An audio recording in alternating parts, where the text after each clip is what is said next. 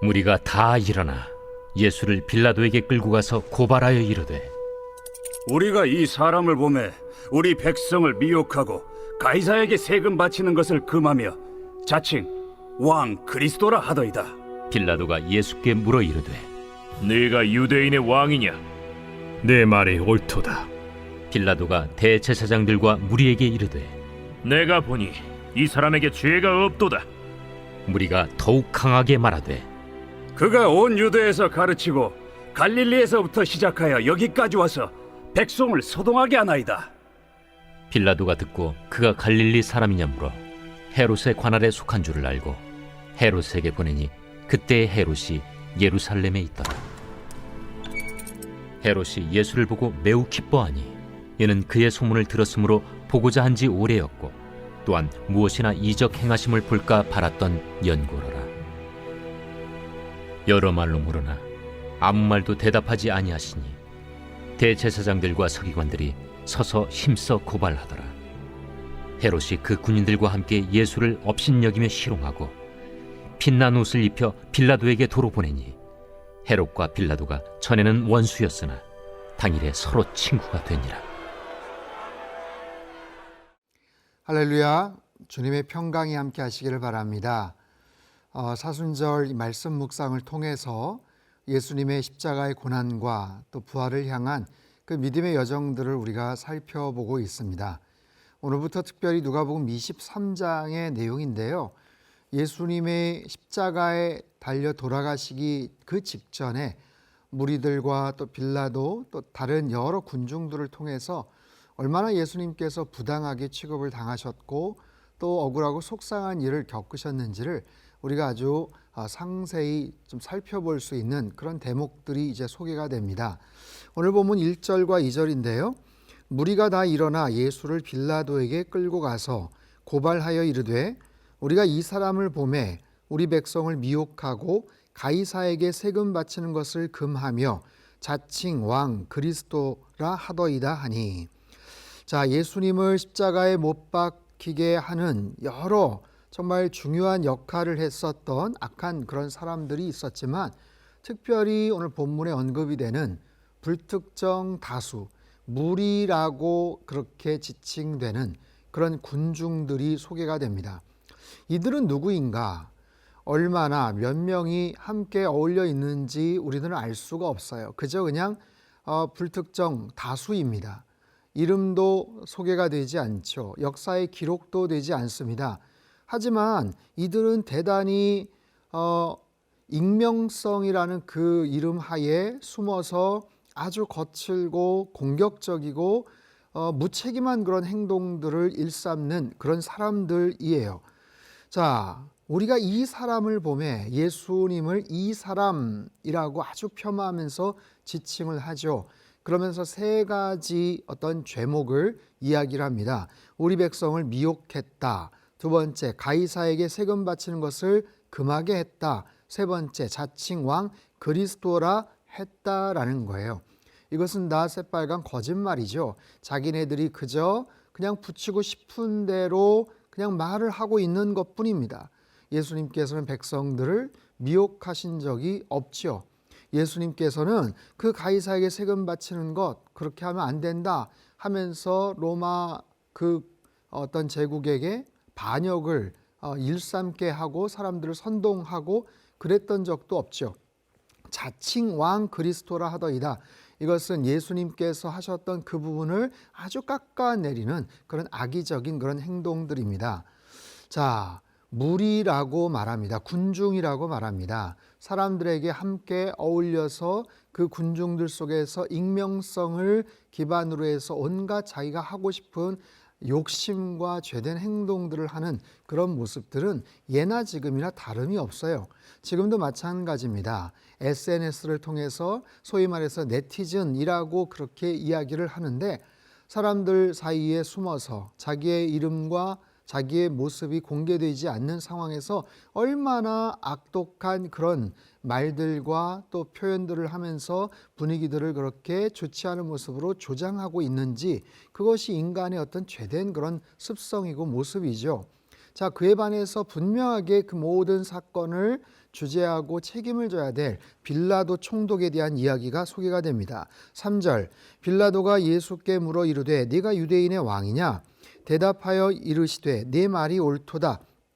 4절, 빌라도가 대제사장들과 무리에게 이르되 내가 보니 이 사람에게 죄가 없도다 하니. 자, 전체적인 재판 과정을 보면 빌라도는 굉장히 예수님에게 우호적인 것 같이 보여요. 예수님이 어떤 특정한 그렇게 사형죄에 해당하는 사형에 처해야 될 만한 그런 죄인이 아님을 빌라도는 알고 있었죠. 그럼에도 불구하고 어떻게 합니까? 이제 내일 본문까지 소개가 되지만 빌라도는 첫 번째, 두 번째, 마지막 세 번째까지도 계속해서 예수님을 좀 보호하고자 했고 정말 예수님이 죄 없음을 그는 알고 있었어요. 하지만 결국에는 빌라도는 무책임하게 자기가 그냥 두 손을 들고 자기에게는 책임이 없다 하면서 그냥 전가를 하죠. 여러분, 굉장히 모순되고 아이러니한 그런 일들이 발생을 합니다. 빌라도는 정작 책임을 져야 되는 그런 자리에 있지만 궁극적으로는 책임을 지지 않아요.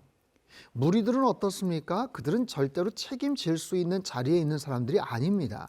그들이 무슨 책임을 집니까? 그럼에도 불구하고 뒤에 본문에 보면은 그 죄와 그 핏값을 우리와 우리 자손에게 돌리소서, 마치 자기네들이 책임을 질 것처럼 이야기를 하죠. 정작 책임을 져야 될 사람은 책임 전가를 하고 정작 책임을 질 수 없었던 무리들은 자기네들이 그 책임을 짊어지겠다라고 이야기하는 굉장히 모순된 그런 모습들이 소개가 됩니다. 자, 계속해서 보죠. 5절 말씀, 무리가 더욱 강하게 말하되, 무리가 더욱 강하게 말하되. 저는 이 부분하고 10절에 나오는 대제사장들과 서기관들이 서서 힘써 고발하더라. 이 익명의 무리들이나 대제사장들과 서기관들이나 어떻게 보면 일맥상통합니다. 어떻게든지 예수님을 죽이고자 십자가에 내몰고자 애를 쓰고 정말 온갖 꾀를 다 지어내죠. 힘써서 고발했다. 더욱더 강하게 말했다. 여러분, 이것이 인간의 어떤 죄성이죠. 인간이 얼마나 강팍한가, 인간이 얼마나 악독한가, 또한 반면에 인간이 얼마나 무지한가, 자기네들이 무엇을 하고 있는지조차도 알지 못한 채 어떻게든지 예수님을 죽이고자 힘써 고발하고자 하는 그런 연약하고 악독한 그런 모습들을 우리는 볼 수가 있어요.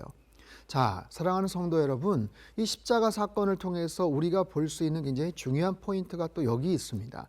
예수님의 십자가의 고통, 십자가 고난의 그 의미들을 우리가 살펴보지만 그 사건이 진행되는 과정 속에서 다양한 사람들의 모습들이 소개가 되는데 그들이 얼마나 죄된 모습을, 얼마나 흉포한 모습들을 우리에게 비춰주고 있는가.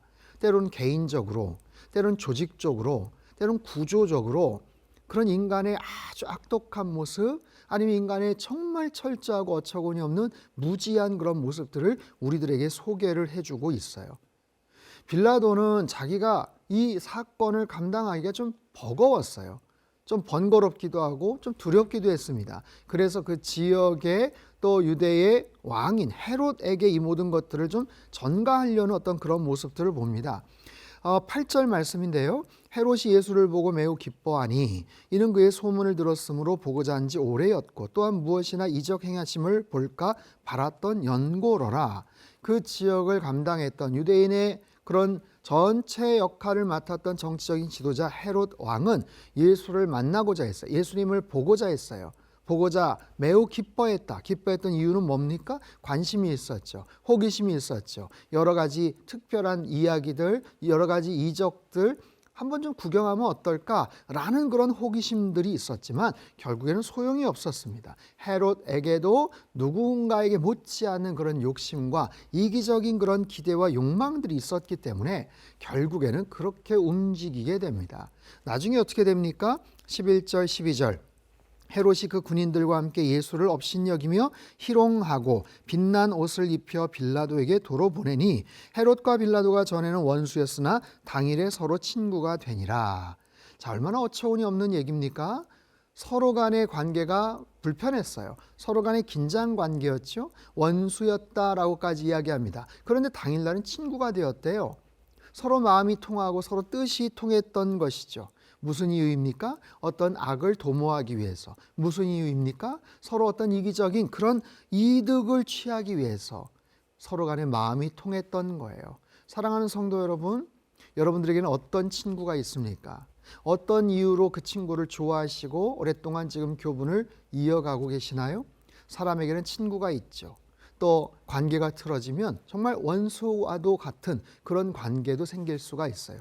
하지만 중요한 것은 그 마음속에 있는 이기적인 욕심과 악독함으로 인해서 때로는 친구도 되고 때로는 원수도 된다라는 인간의 이런 연약한 모습들을 우리는 엿볼 수가 있습니다.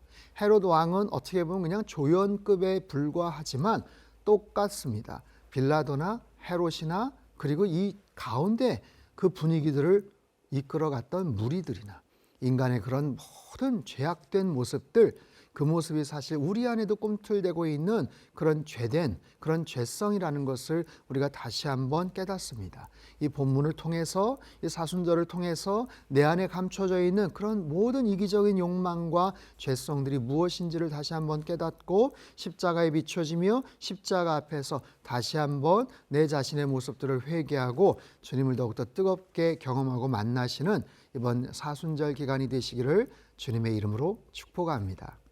기도하겠습니다. 온 땅의 주인 되시는 하나님, 만왕의 왕 되시는 주님 앞에 마땅히 엎드려 경배하고 찬양해야 하지만 인간의 무지함과 강팍함으로 인해 주님을 조롱하고 모욕하는 무리들의 모습을 봅니다. 아무런 능력도 없으면서 모든 것을 할 수 있는 듯 큰 소리를 치는 무리들이나 정작 책임을 져야 하는 위치에 있으면서 결정적인 순간에 모른 척하고 무책임한 결정을 했던 빌라도의 모습 속에서 우리들의 얼굴을 보게 됩니다. 사랑하는 주님, 사순절 기간을 통해 내 안에 있는 숨겨져 있는 광포한 무리들의 모습과 무력하고 무책임한 빌라도의 모습을 들여다보게 하시고 언제나 가난하고 겸손한 마음으로 주님을 찬양하고 예배하는 주의 자녀들 되게 인도하여 주옵소서. 우리의 참된 왕으로 임하실 주님께 감사드리며 존귀하신 예수님의 이름으로 기도합나이다. 아멘.